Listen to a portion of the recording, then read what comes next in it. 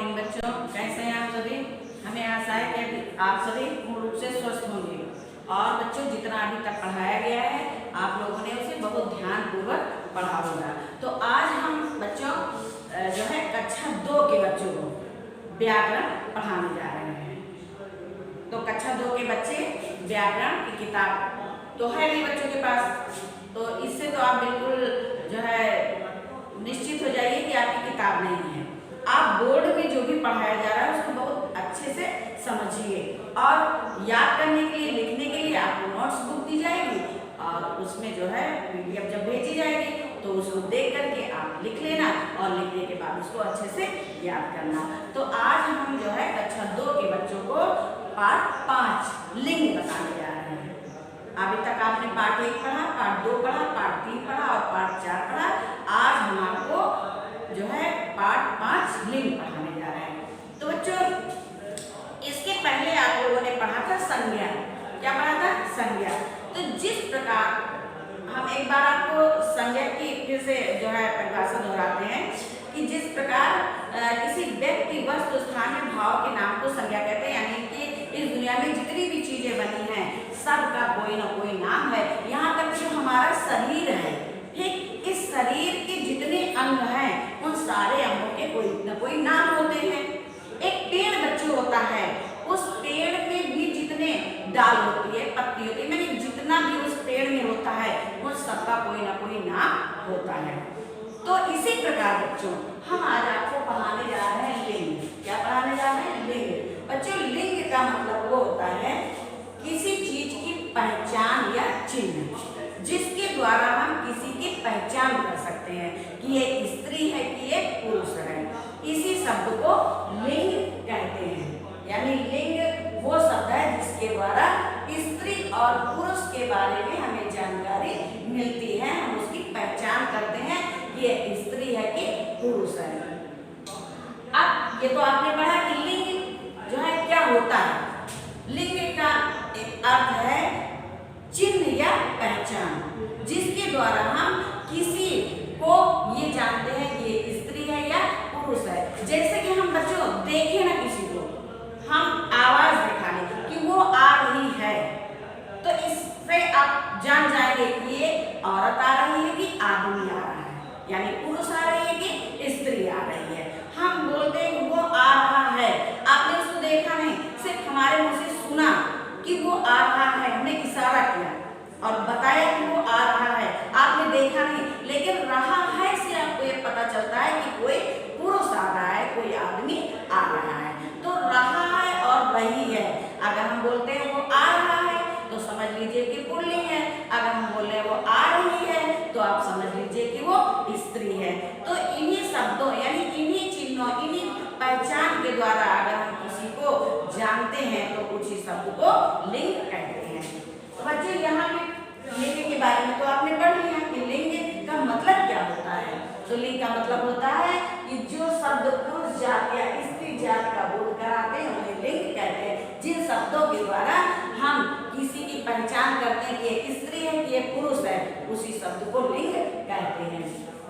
अब बच्चों, जैसे लिंग में जैसे कि आपने पढ़ा संज्ञा में सब चीजों का नाम होता है, उसी प्रकार बच्चों हर वस्तु में, जैसे हमारा शरीर है, ठीक, हमारे शरीर में जितने अंग हैं सबके नाम है तो संज्ञा हो गई, लेकिन हर अंग में स्त्रीलिंग भी है और पुल्लिंग है। जैसे ये कान है तो हम कान को क्या कहते हैं? हमारा कान दर्द हो रहा है, ठीक, तो रहा है शब्द आया ना, इसलिए हमको पता चलता है कि ये कान जो है हमारा पुल्लिंग है। और जैसे हम कहते हैं हमारी आंख दर्द हो रही है तो आंख बच्चों क्या है? स्त्रीलिंग। तो इसी प्रकार हर इस संसार में जितनी भी वस्तुएं हैं सब में, चाहे जो है पशु पक्षी हो, चाहे कीड़े मकोड़े हो और चाहे एक पेड़ है, पेड़ में जितनी भी चीजें हैं इसमें कुछ चीजें स्त्रीलिंग है और कुछ चीज पुल्लिंग है। जैसे पेड़ क्या है? पेड़ जो है पुल्लिंग है। और डाल कहते हम क्या कहते हैं? डाल गिर गया है, ये तो नहीं कहते ना, हम कहते हैं डाल, पेड़ की डाल गिर गई है, तो डाल जो है वो स्त्रीलिंग हो गया। और पत्ती, पेड़ की पत्ती जो है, पत्ती को हम ये नहीं कहते ना पत्ती जो है गिर गया है, ये नहीं बोलते हैं ना, हम बोलते हैं पत्ती गिर गई है। तो इससे हमें पता चलता है कि पत्ती जो है वो स्त्रीलिंग है। पेड़ पर फल लगा है, पेड़ पर फल लगी है नहीं बोलते हैं, फल लगा है, इसलिए फल जो है वो पुल्लिंग हो गया। तो इसी प्रकार बच्चों हमारे घर में जितना, जैसे हमारे शरीर में जितने भी अंग हैं, इसमें कोई स्त्रीलिंग है कोई पुल्लिंग है। पेड़ है, पेड़ जो है इसमें भी इसके कुछ अंग स्त्रीलिंग के हैं कुछ पुल्लिंग के हैं। इसी प्रकार बच्चों जैसे पंखा है, पंखा स्त्रीलिंग में होगा कि पुल्लिंग होगा? पंखा चल रहा है, ठीक, तो पंखा जो है वो क्या होगा? पुल्लिंग हो गया, स्त्रीलिंग नहीं होगा। अब हम जैसे बोलते हैं नदी, नदी क्या है? नदी स्त्रीलिंग है, नदी बह रही है, तो बह रही है, इससे हमें पता चलता है कि नदी जो है वो स्त्रीलिंग है। अगर हम बोलते हैं पर्वत ऊंचा है, तो पर्वत क्या होगा? पर्वत पुल्लिंग होगा। तो बच्चों यहाँ पे हम कुछ जो है वाक्य आपको लिखे हुए हैं जिनके बारे में हम आपको समझा रहे हैं कि किन शब्दों से हमें स्त्री और पुरुष जाति का पता चलता है, कि उनकी पहचान हम कैसे करते हैं। माँ खाना बना रही है।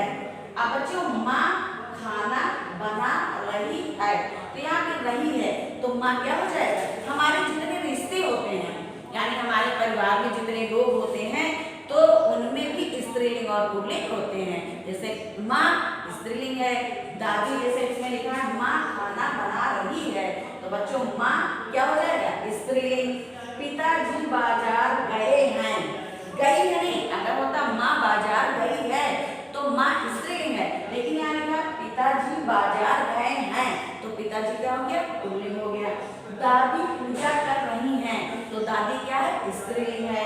दादाजी अखबार पढ़ रहे हैं, पढ़ रहे हैं, तो अगर दादी जी होता दादी जी अखबार पढ़ रही हैं, अगर रही हैं तो वो दादी जी, तो वो स्त्रीलिंग हो जाएंगे। और दादाजी अखबार पढ़ रहे हैं, तो दादा क्या होगा? पुल्लिंग होगा।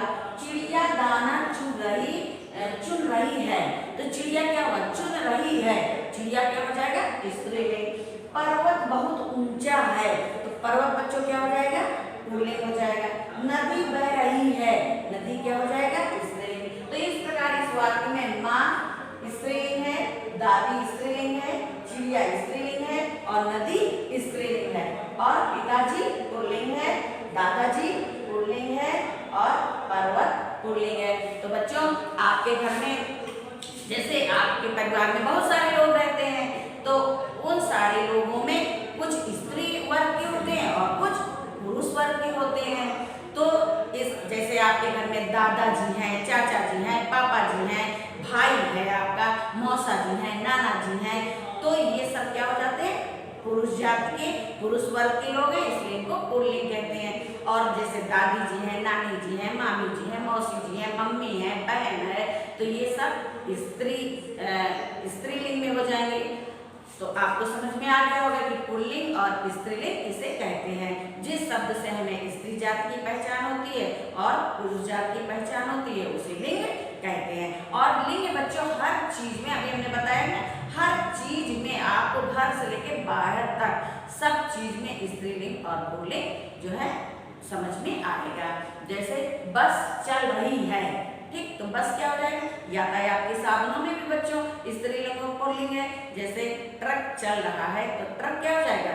ट्रक जो है वो पुल्लिंग हो जाएगा और बस स्त्रीलिंग हो जाएगी।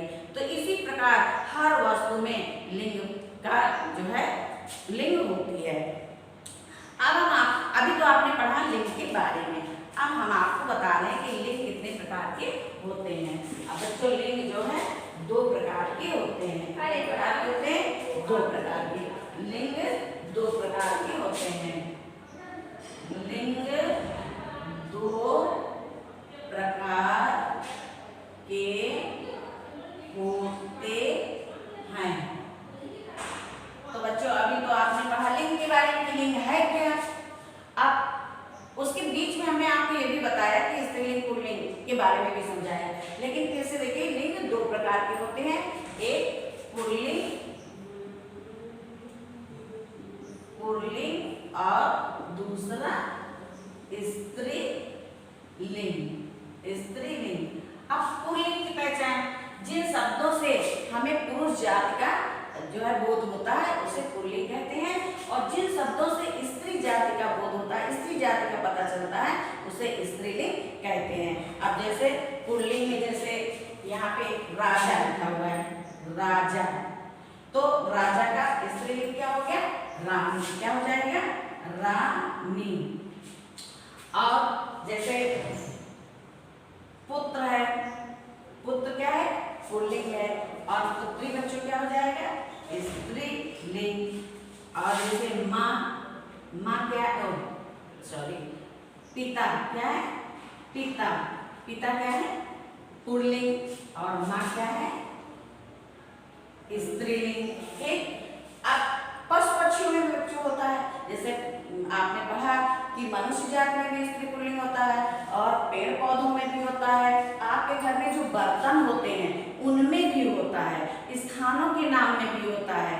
तो आप जो है पशु पक्षियों के बारे में भी, पशु पक्षियों में भी स्त्रीलिंग पुल्लिंग होता है। जैसे यहाँ पे लिखा है शेर, शेर है, तो शेर का स्त्रीलिंग क्या हो जाएगा? शेरनी। क्या हो जाएगा? शेरनी। और जैसे मोर है, मोर, तो मोर का स्त्रीलिंग क्या हो जाएगा? मोरनी। इस प्रकार बच्चों बहुत सारे शब्द होते हैं। जैसे हम बर्तनों में कहते हैं, बर्तन में लोटा, लोटा क्या हो जाएगा? पुल्लिंग।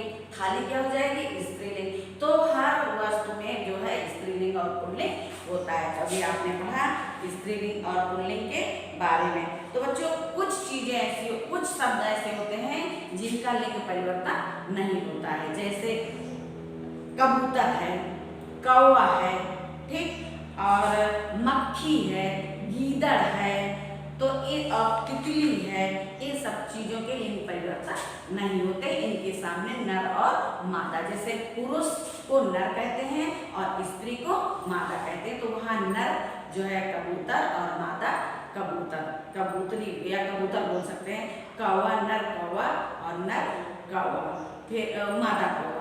तो इस प्रकार जो है हम कुछ जो शब्द होते हैं जिनके लिंग परिवर्तन नहीं होते, उनमें हम लिंग नर और मादा का प्रयोग करते हैं। तो बच्चों दिनों के नाम में जो दिन होते हैं, हमारे सप्ताह में 7 दिन होते हैं, तो 7 दिनों में भी जो है कुछ पुल्लिंग होते हैं और कुछ स्त्रीलिंग होते हैं। जैसे सोमवार है, मंगलवार है, बुधवार है, गुरुवार है, ये सब क्या है? पुल्लिंग है। फिर जैसे शरीर के अंगों के नाम में, जैसे हमारा शरीर है, हमारे शरीर में बहुत से अंग हैं, तो हर अंगों के कोई ना कोई नाम होते हैं, लेकिन इन नामों में भी स्त्रीलिंग और पुल्लिंग होते हैं। जैसे पैर है, पेट है, अंगूठा है, और बाल हैं, और कान है, मुंह है, ये सब क्या है? पुल्लिंग है। इसी प्रकार बच्चों जो है नक्षत्रों के नाम में नक्षत्र होते हैं, जैसे पुखराज है, नीलम है, मूंगा है, ये सब क्या है? पुल्लिंग है। फिर धातुओं में जैसे सोना है, कांस्य है, तांबा है, पीतल है, ये सब क्या होते हैं? पुल्लिंग होते हैं। इसी प्रकार बच्चों शरीर के अंग के नामों में जो है स्त्रीलिंग में जैसे छाती है, उंगली, कहते हैं कि हमारी उंगली टूट गई, हमारी उंगली दर्द हो रही है, तो उंगली क्या होती है? जैसे हाथ, हाथ जो है वो पुल्लिंग होगा, लेकिन जो उंगली है वो स्त्रीलिंग होगा। इसी प्रकार बच्चों जैसे जीभ है और कमर है, गर्दन है, ये सब क्या है? स्त्रीलिंग है। इसके बाद जो है बर्तनों में कलछी है, चलनी है, और थाली है, कटोरी है, ये सब क्या है? स्त्रीलिंग है। और जैसे लोटा है, गिलास है, ये सब क्या होते हैं? पुल्लिंग होते हैं। फिर जैसे तिथियों में तिथि होती है, तिथि में जैसे होती है एकादशी, गांव में जैसे आप अपने दादी बाबा से पूछेंगे तो तिथि के बारे में बताएंगे, उसमें से कुछ तिथियां जो होती हैं वो स्त्रीलिंग में होती हैं और कुछ पुल्लिंग में होती हैं। इसी प्रकार बच्चों भाषाओं में भी जो है, भाषा जो हम बोलते हैं उसमें भी स्त्रीलिंग और पुल्लिंग होते हैं। फिर जैसे नदियों के नाम होते हैं, अब नदी में जैसे गंगा नदी है, यमुना नदी है, ये सब नदियों में भी स्त्रीलिंग पुल्लिंग होता है। तो अभी आपने पढ़ा जो है स्त्रीलिंग और पुल्लिंग के बारे में, और उसके पहले आपने पढ़ा कि लिंग होता क्या है। तो लिंग का मतलब आप समझ गए होंगे कि लिंग वे शब्द होते हैं जिनसे हमें स्त्री और पुरुष जाति के बारे में जो है पता चलता है और उनकी पहचान कराते हैं। तो बच्चों आपने लिंग पढ़ा, और हमें आशा है कि आप लोगों को पूर्ण रूप से जो है समझ में आ गया होगा। तो अब आप जो है जो भी आपके घर में लोग रहते हैं उसमें आप जानिए कि कौन स्त्रीलिंग है और कौन पुल्लिंग है। बर्तनों में आप ये कहीं आपको ढूंढने नहीं जाना है, आप अपने घर में ही स्त्रीलिंग और पुल्लिंग के बारे में देखिए। आप पक्षियों के बारे में जो है जानिए कि कौन पक्षी स्त्रीलिंग है, कौन पक्षी पुल्लिंग है। और पेड़ पौधे जैसे गुलाब का पेड़ है, उसमें फूल जो है वो क्या होगा, फूल पुल्लिंग होगा और कली स्त्रीलिंग होगी। इसी तरह हर चीज में स्त्रीलिंग और पुल्लिंग होते हैं। तो ये तो आपने पढ़ा स्त्रीलिंग और पुल्लिंग के बारे में। अब जो है आप इसको जब आपकी नोट्स बुक में PDF में जब भेजा जाएगा तो आप लोग उसे खूब अच्छे से पढ़ना और पढ़ने के बाद लिखना। और बच्चों जो ये परिभाषा आपको दी जा रही है इसी को प्रश्न उत्तर के रूप में दिया जाएगा आपको। जैसे हम प्रश्न में लिख देंगे कि लिंग किसे कहते हैं, तो आप उत्तर में जो इसमें परिभाषा लिखी है वही उत्तर में लिखेंगे कि जो शब्द पुरुष जाति या स्त्री जाति का बोध कराते हैं उन्हें लिंग कहते हैं। तो जितनी भी ये परिभाषाएं दी जा रही हैं, आपके प्रश्न उत्तर नहीं लिखवाए जा रहे हैं लेकिन प्रश्न बनाए जाएंगे इसी में से। तो आप लोग जितनी भी परिभाषाएं दी जा रही है सारी परिभाषाओं को याद करते रहिएगा। तो आज का पाठ यहीं से समाप्त होता है।